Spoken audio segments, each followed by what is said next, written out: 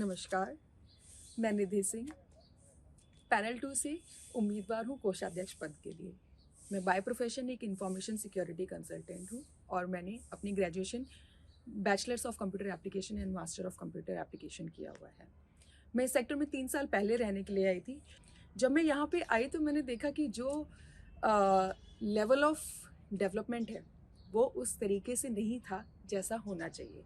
इसके लिए मैं किसी को दोष नहीं देना चाहती, बस ये भी बात है कि उस डेवलपमेंट को होने के लिए यहाँ पे उतने लोग होने चाहिए, एक विज़न होना चाहिए, एक डेवलपमेंट प्लान होना चाहिए, प्रॉपर डिस्कशंस होने चाहिए, जिन चीज़ों को मैंने यहाँ पे मिसिंग फील किया। हम आईटी फील्ड के लोग इस चीज़ में बहुत बिलीव करते हैं कि हम अपनी एक गोल बनाएं, उस गोल को छोटे छोटे पार्ट्स में डिवाइड करें और उन गोल्स पे वर्क करें विद द टाइमलाइंस कि कब तक ये चीज़ हम इस पे काम कर लेंगे।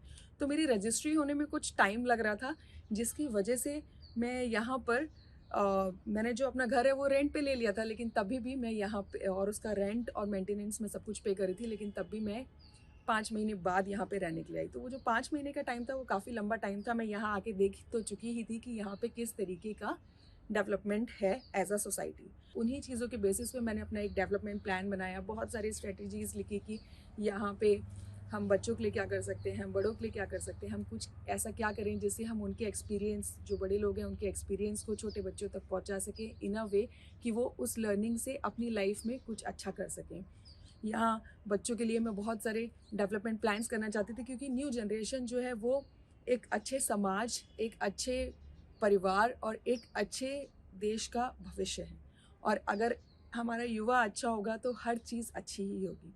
तो उसके लिए मैंने बहुत सारी चीज़ें सोच के रखी हुई थी, जिसमें आपका बच्चों के लिए speed reading courses, how they can learn better, how we can help them in physical, mental and financial wellbeing. हम कैसे उन लोगों को शुरू से ही फिनेंशियल सिक्योरिटी के बारे में सिखा सकते हैं। RW सोसाइटीज़ में जो मेंबर्स होते हैं उन लोगों के लिए बहुत सारी फैसिलिटीज़ जो हैं वो दी जाती हैं, और वो फैसिलिटीज़ को मैं एक्सपीरियंस करके आई थी एज अ रेंटर इन नोएडा।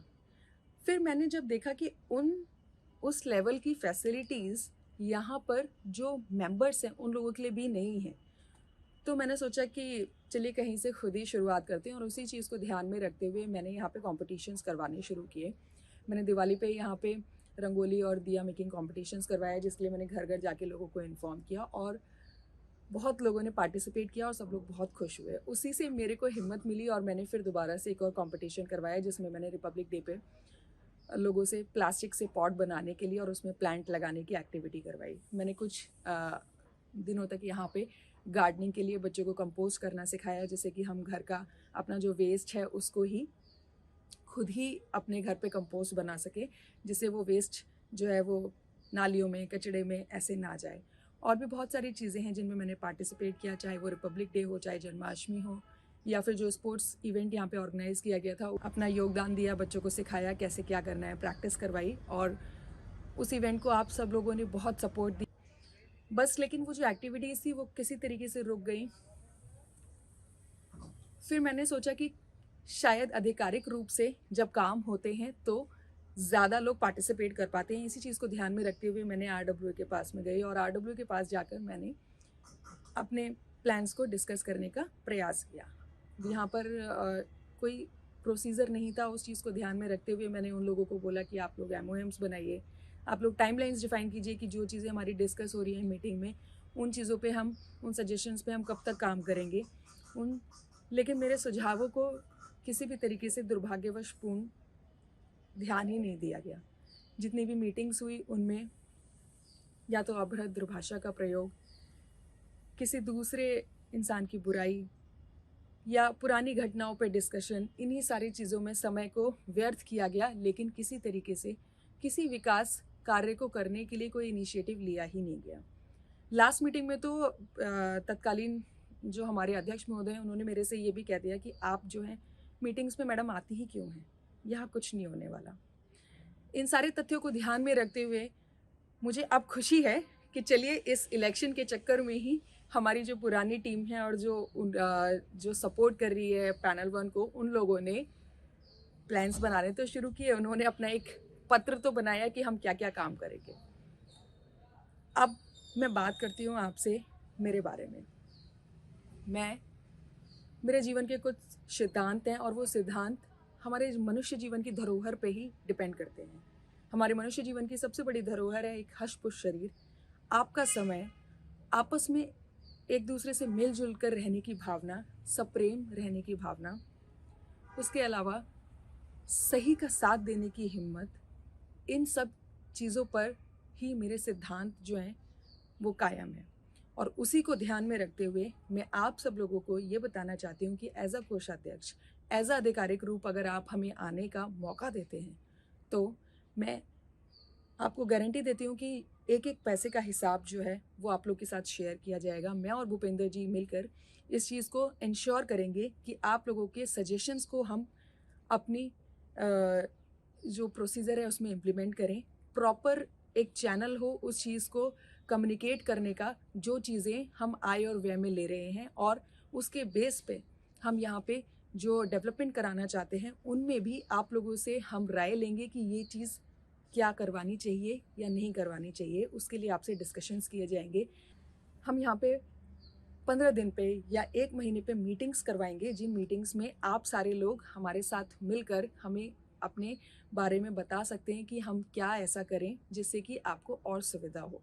हम आपको उस लेवल पे वैल्यू देना चाहेंगे कि आप खुद आगे बढ़कर, अगर आप में से कोई मेंबर नहीं है तो हमारे पास में आए और मेंबरशिप के लिए, क्योंकि एज अ मेंबर आपके बहुत सारे राइट्स हैं, आपको बहुत सारी फैसिलिटीज़ मिलनी चाहिए और हम इंश्योर करेंगे कि वो फैसिलिटीज़ आप तक पहुँचें। आप अगर नोएडा वगैरह की किसी भी जगह की सोसाइटीज़ में जाएँ तो आपको ये पता चलेगा, जो मेंबर्स हैं उनको वहाँ पे होने वाली जो भी इवेंट्स हैं उनमें डिस्काउंट मिलते हैं। यहाँ पे जो भी फैसिलिटीज़ प्रोवाइड कराई जाती हैं उन सब पे डिस्काउंट मिलता है। एज़ अ मेंबर आपको बहुत सारी फैसिलिटीज़ मिलती हैं और उसको हम यहाँ इंश्योर करेंगे।